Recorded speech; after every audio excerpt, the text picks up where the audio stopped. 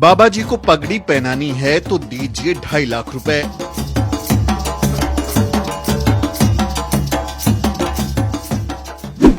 बाबा जी के चरण पखारने हैं तो दीजिए 1.5 लाख रुपए।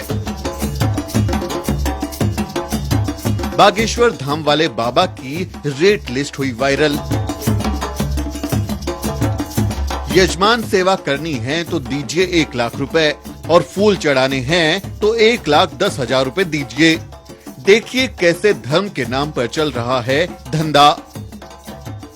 माल्यार्पण करना है तो 51,000 रुपए, आरती करनी है तो 11,000 रुपए। ये रेट लिस्ट सुनकर आपके होश उड़ गए होंगे।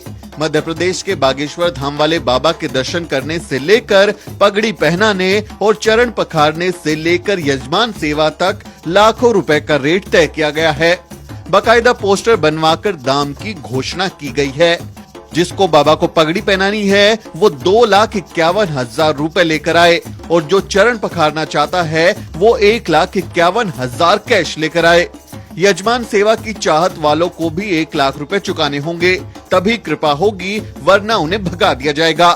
अगर कोई चाहता है कि बाबा पर फूल बरसाए जाएं, तो 1,10,000 रुपए के करारे नोट लाने होंगे। कोई माला पहनाने की हसरत लिए दरबार में आता है तो 51,000 रुपए लाना जरूरी है। आरती तक करने के लिए 11,000 रुपए का रेट लगाया गया है। संतों की तिलक सेवा के लिए भी 5,100 रुपए देने होंगे।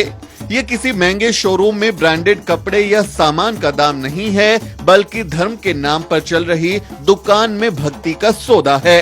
अपने उल झुलूल बयानों और हरकतों के लिए कुख्यात बागेश्वर धाम के बाबा की तस्वीरों वाले ये पोस्टर सोशल मीडिया पर खूब वायरल हो रहे हैं।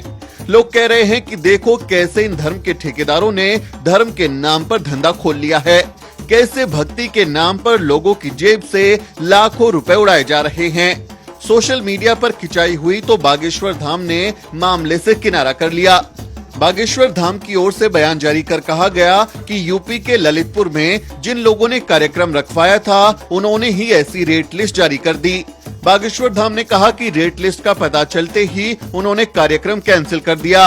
लेकिन सवाल उठता है कि अगर रेट लिस्ट वायरल नहीं होती तो क्या फिर भी कार्यक्रम कैंसिल होता? वैसे ये बाबा तो खुलेआम कहते हैं कि वो घर बार सोना चांदी सब पचा सकते हैं। सुनिए।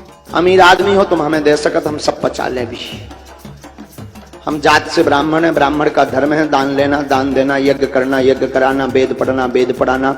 इतनी सटकर्माणी ब्राह्मणा। तुम अपना मकान, फ्लैट, बंगला, घोड़ा, गाड़ी, सोना चांदी, बैंक की एफडी, खुलना रुपया, बंदे रुपया, लुगाई लड़का भर छोड़ के सब हमारे नाम करवा सका।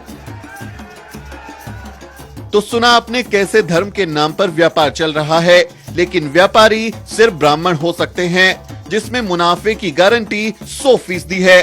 कोई और इस मुनाफे का शेयर होल्डर नहीं हो सकता। राष्ट्रपिता ज्योतिबा फुले ने इस बारे में पहले ही कहा था। बाल काटना नाई का धर्म नहीं धंधा है, कपड़े धोना धोबी का धर्म नहीं बल्कि धंधा है। उसी तरह पूजा पाठ करना या करवाना ब्राह्मण का धर्म नहीं बल्कि धंधा है। इसलिए हमें इस धंधे से बचना चाहिए। अपनी मेहनत की कमाई को यूं ऐसे बाबाओं के सामने नहीं लुटाना चाहिए। इस बारे में आपका क्या कहना है कमेंट करके जरूर बताएं और हमारे चैनल को सब्सक्राइब करना ना भूलें। Bureau report, the news week.